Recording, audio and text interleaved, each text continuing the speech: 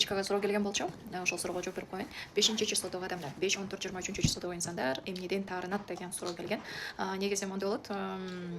5 эмес. Мисалы менде ушундай ситуация болуп атат деп айтсаңыз туура болот деп айтам да. Себеби 5-числодо туулганым менен ар бир адамдын өзүнүн тарбиясына жараша, кругозоруна жараша, алган билимине жараша, тарбиясына жараша, атасы кайсы энергияда, апасы кайсы энергияда, ошого жараша өзүнүн ой жүгүртүүсү болот. Керк адамдардын склонность деп коет. Склонность деп коет.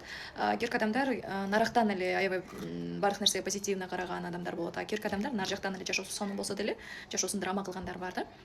И ал бир эле дата рожденияга эмес, дата рождениядагы туулган күн, ай, жылындагы цифралардан, анан ата энесинин цифраларынан дагы көз каранды болот да. Ошол себептен именно 5-числодогу адамдар эмнеден таарынат деген суроого мен прям монтип айта албайм. Бир эле нерсе бар. Сиз 5-числодо туулганы менен ар бир энергия ар башкача. Ар бир 5 болсо деле 5тин түрү бар. Бир 5 прямо Ева прям адекватный болот. Бир 5 обычный нерсени түшүнбөйт. Бир 5 жашоосу сонун болсо деле көзүнө только жаман нерселер көрүнөт.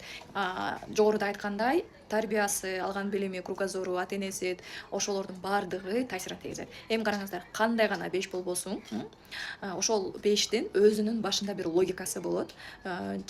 Именно жашоого караган көз карашы болот. Вот именно ошо жашоого караган көз карашы логикага туура келбей турган кыймыл аракетти бирөөдөн көрсө, ошондо адам страдать этет. Ошондо анан капаланат, ошондон стресс болот. Мисалы сиздин аябай башыңыз иштейт, аябай аракет жасайсыз, а бирөө аракет кылбай эле, сиздикиндей башы иштебей эле, сиз жылдап жетпеген нерсеге бир күндө жетип койсо, ошондо логикаңызга туура келбеген нерсе болуп калса, ошодон страдать этесиз.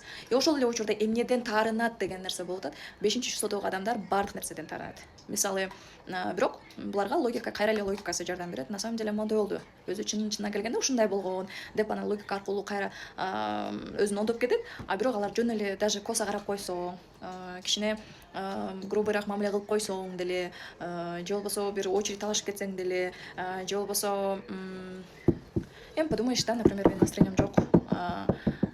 Там 5-числодогу адам келди.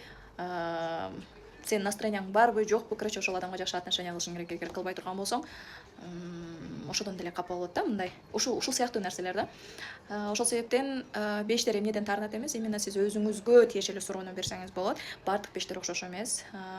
Аябай грамотный, аябай осознанный 5тер бар, анан аябай неграмотный, неосознанный 5тер бар. И бир эле бул 5терге тиешелүү эмес, баардык энергия тиешелүү. Ар бир энергиянын грамотный, неграмотный, билимдүүсү, билимдүү эмеси, осознанный, неосознанный деп эми ар бир энергияда бул нерсе болуп турат.